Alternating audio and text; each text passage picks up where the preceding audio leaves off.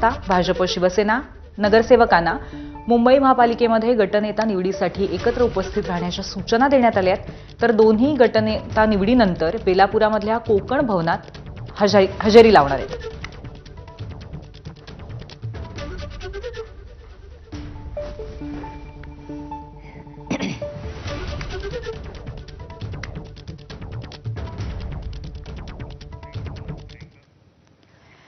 Amravati महानगरपालिकेसाठी power formula ठरलाय आणि केवळ घोषणा बाकी आहे।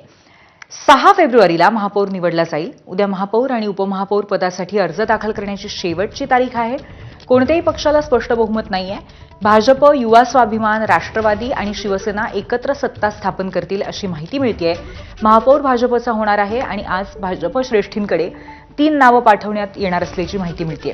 ऋषिकेश देशमुख, मिलिंद बांबल आणि आशिष अतकरे यांच्या नावाचा समावेश आहे। तर महापौर भाजपचाच असेल हे जवळपास निश्चित आहे।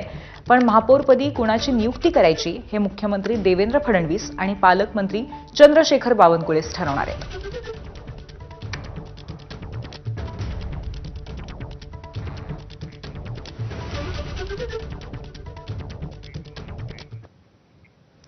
रायगडमध्ये जिल्हा परिषद आणि पंचायत समिती निवडणुकीची रणधुमाळी सुरू झाली आहे।